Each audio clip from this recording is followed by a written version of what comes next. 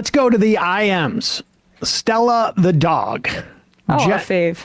Genocide equals anti-Semitic, but roll with it because it's a cool thing to say.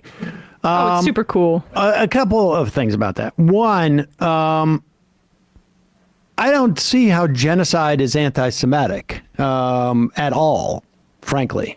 Tell that to Roz Siegel, who's a Holocaust scholar, who said that on October 13th, he wrote in Jewish Currents that these were crimes of genocide.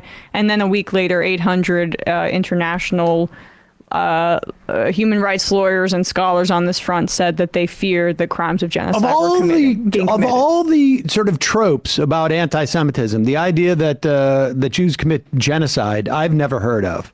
But would it be more comfortable to say ethnic cleansing? Would it be more comfortable to say massacre?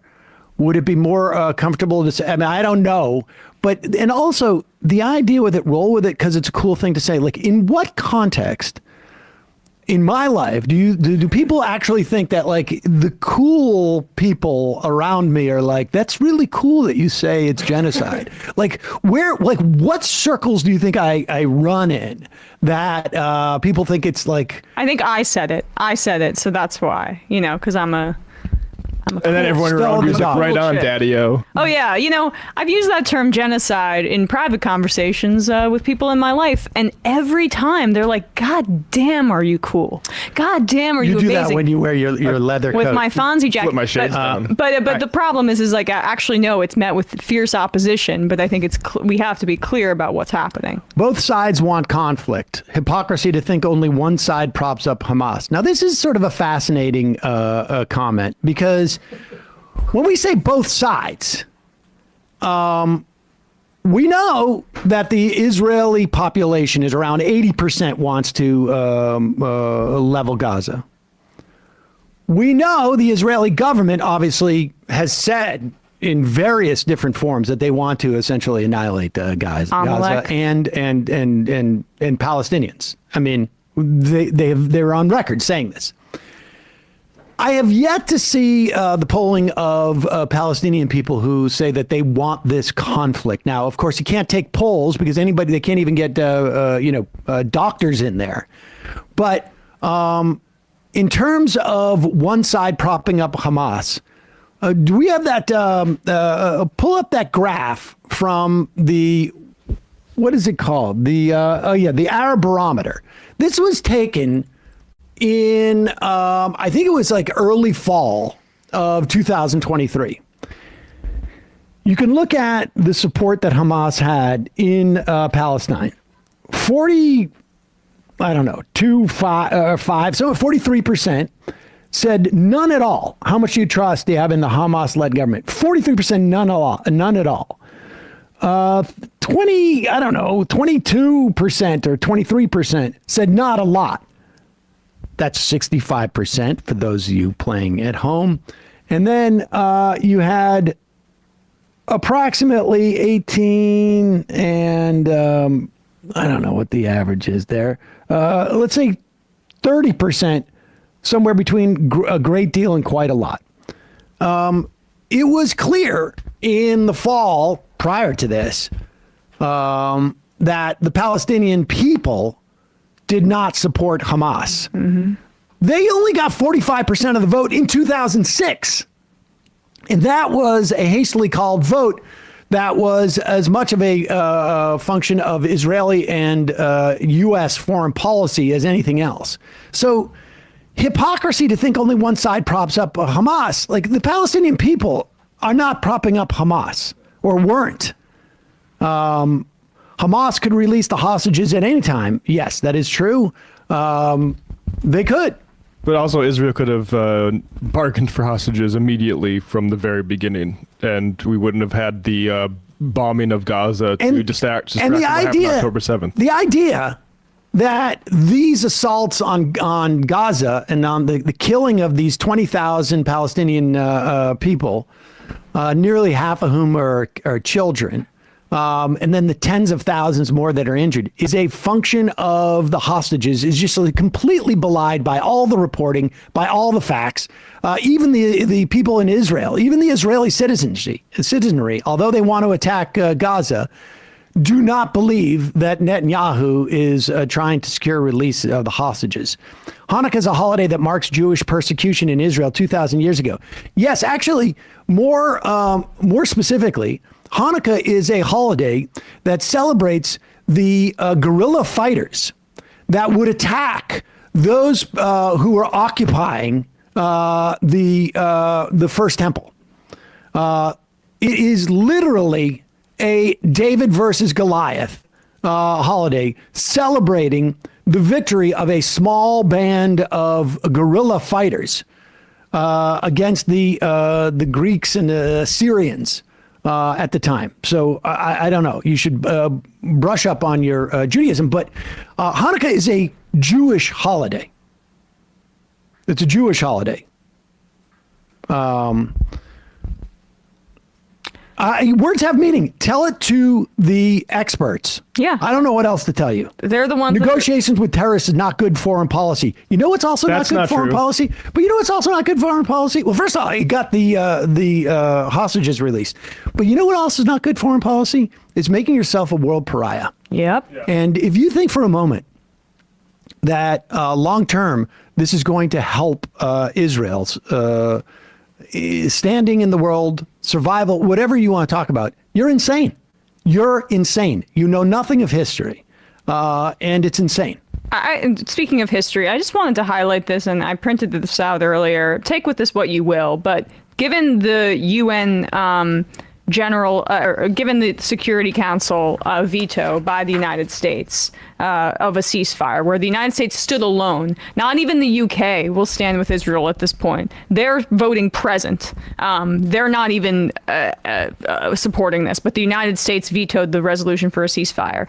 In 1974, the United States General Assembly, where U.S. veto power was not applicable and couldn't be used, ended up suspending South Africa from the United Nations in a vote of 91-22, suspending them from participation, going around the United States' veto power. In that instance as well, this is from the New York Times from 1974. The United States unsuccessfully challenged the ruling, which was also opposed by Britain, a number of Western Europeans and South Americans, and some others. 19 countries abstained, which should sound familiar because, as I just mentioned, Great Britain and the United States are the only countries on the Security Council that are standing with Israel at this point, and even Britain is voting present. Back then, the United States, Britain, and France used their veto power in the Security Council on October 30th to block an African-led campaign to expel South Africa from the United Nations. This was, and oddly, Palestine comes up at that point because the African countries were using their leverage in that debate to get this through. But that needs to be the next step here, because the United States, under the leadership of Joe Biden, has given a complete carte blanche to the Israeli government's complete crimes of genocide in Gaza, and I think it's fine to be clear about that and point that out. So it's not trendy. It's just trying to be precise in language, because I'm so sick of seeing it framed as Israel-Hamas war. Israel-Hamas war. Have there been some IDF soldiers that have died in their crimes, in their war crimes? That is absolutely true. But on the side of the terrorist attack, we're seeing a decrease in reported death counts being reported as those get adjusted.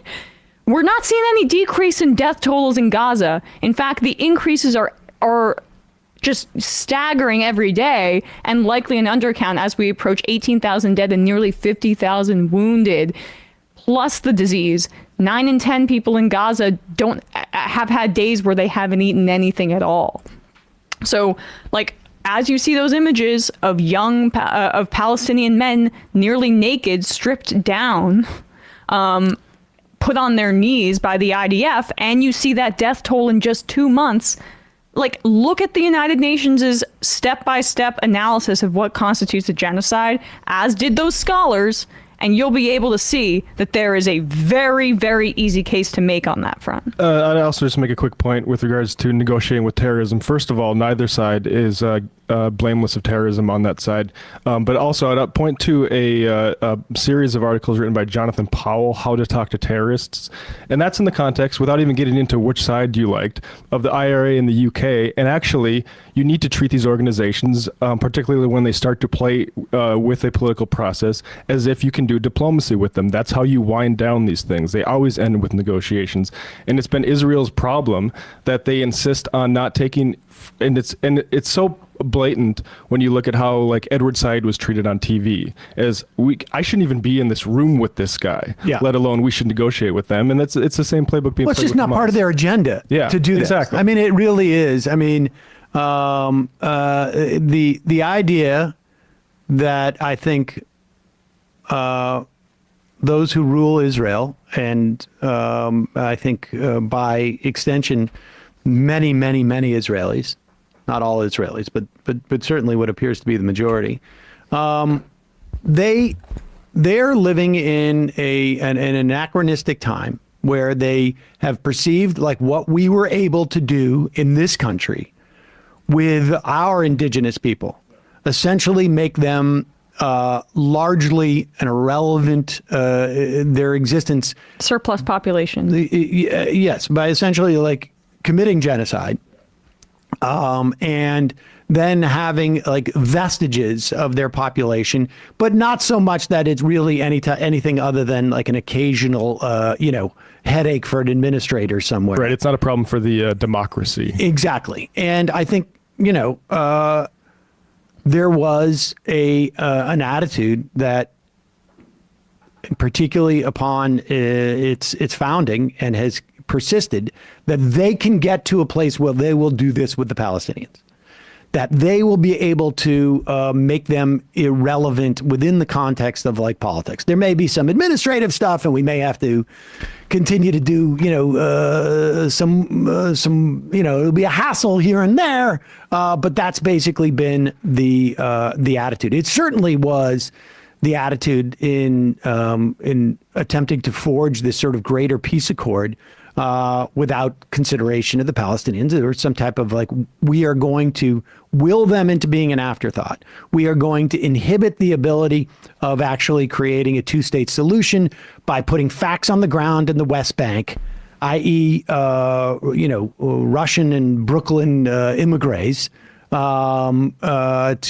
to exist, 700,000 of them in illegal settlements in the West Bank. And what we're going to do is enhance as much, we're going to politically divide the Palestinian people as much as possible.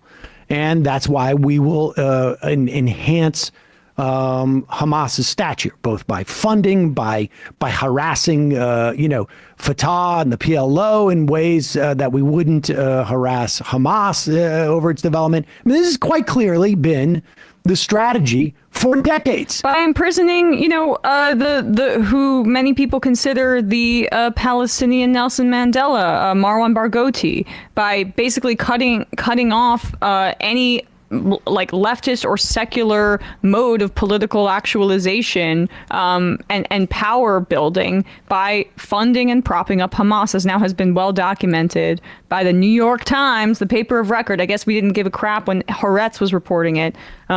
And Palestinian voices were showing that this was the case. But now, hopefully, the Times is breaking through. And you mentioned facts on the ground. It's like they create facts on the ground like by like the settlements, and also they remove facts on the ground, like when you bomb every university and civil building and court.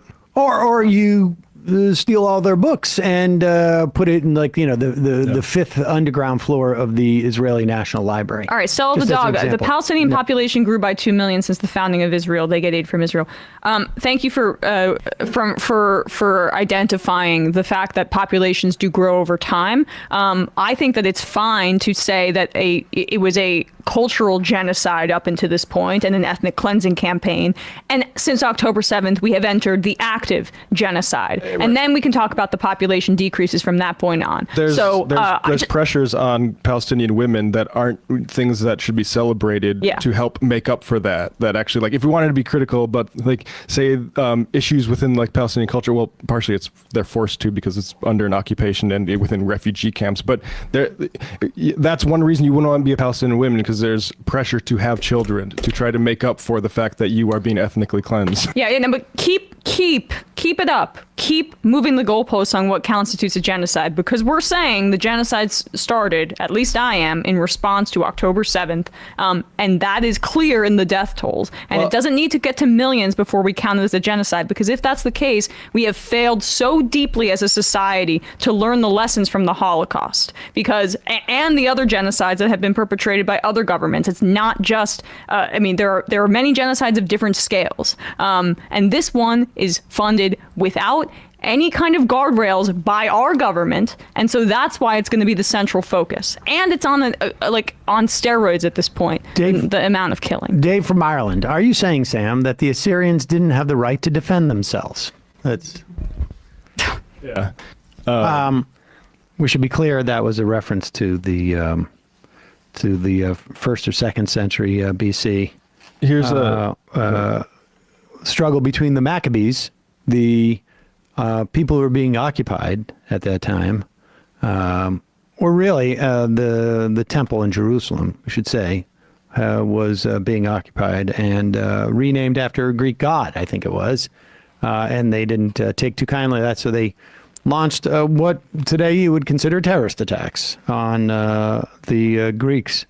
And you mentioned David and Goliath in that story. I'm reminded people should look out for that long 10-minute TikTok video of that settler, former Zionist, who speaks about how he finally, through a program with his university, was able to connect with a Palestinian young man of his age and ended up going to the either Gaza or the West Bank, I forget exactly what it is, saw a mural of a slingshot being thrown and thought initially that it was a reference to that story and thought, oh, look, we have this kind of shared cultural memory. And then a bus or a car moved away and it was a depiction of a Palestinian child doing a slingshot at an IDF soldier. Yeah.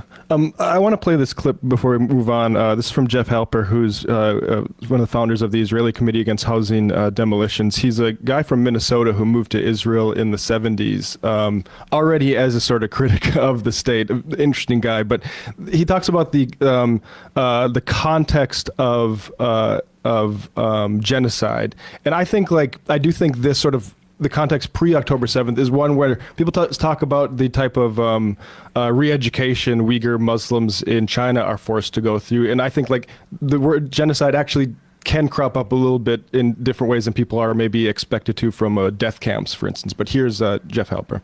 All against the genocide of the Palestinian people. And what we're saying is what's happening in Gaza is itself a war crime. The actual attack on Gaza might not. By the way, this is from a few weeks after the October 7th attack. Rise to the level of genocide, which is the partial or destruction as a whole of a people. It certainly is a war crime. But if you put Gaza, which is one of the worst war crimes that Israel has committed, within the context of the last 76 years, from 1947. When actually the war against the Palestinians began, not just in 1948, but in 1947 until today and into the future, where Israel is trying to Judaize Palestine, where it's not only taking the land, but part of settler colonialism, which Zionism is that you have to erase the people. You have to get rid of them physically. Now, that doesn't mean necessarily killing them, although Israel has killed a significant part of the Palestinian people over the years. 10,000 people have died over the last month in Gaza alone. But it also means destruction in the sense that a people can't reproduce itself. So when you throw the Palestinians off their land, which Israel did in 1948, where about 80% of the Palestinians were driven off the land and became refugees and are still refugees today. And that happened again in 1967. And when you disperse a people so that half the Palestinian people are dispersed all over the world, from the refugee camps in the Middle East to Middle Eastern countries to countries all over the world. And then when you take the other half of the Palestinians and you fragment them into little parts of the West Bank, into the Gaza concentration camp, which it really is, and you don't allow those people to be in touch with it. The people in Gaza can't be in touch with the Palestinians that live in Israel. who are hardly in touch with Palestinians in the West Bank. Palestinians in Nablus can almost not be in contact with Palestinians in Hebron because it's very difficult and dangerous and sometimes impossible to travel. So in a sense, by displacing the Palestinians from their land and dispersing them and making it impossible for them to be in contact with each other, the different fragments of the Palestinian people, you're destroying their ability to reproduce themselves as a people. There you go. Jackie C. Mehdi addressed the end of his show last week, supposed to go until January 1st. He came out strong about failed media. Ayman was in his spot last night, but Ayman indicated his show was still on just one slot as usual. Huge backlash against Mehdi's show ending. Calling from Connecticut. Bum Day Monday. Also, Israel's probably just assuming every male above, 14 are Hamas. Basic assumptions about population, 50% male, 50% women, 1/3 children. Now it's bad PR to claim children are enemy combatants, so let's remove those people. Misogynists assume... Okay, I can't get... Oh, I see. Where they pulled their 2-to-1 ratio from. Well, I mean, look, regardless of how they came up with the 2-to-1 ratio, it's exactly the ratio of military to civilians that were killed in the Hamas terror attack or partial terror attack. When you attack a military base, obviously it's not a terror attack. When you attack civilians, it is a terror attack. Now, I just don't know how, just because you have bombs that you're dropping, that when you are indiscriminately bombing, as we know the American government at least characterized this from, because they said they're no longer going to be indiscriminately bombing, a month and a half into this, or Biden said, I don't know how you don't consider that a terrorist attack. I don't know how, when you are targeting journalists or doctors or universities. We know that story coming out of the Israeli 972 magazine, that the Israeli government was targeting homes, buildings to hit professors, journalists, doctors. We know this.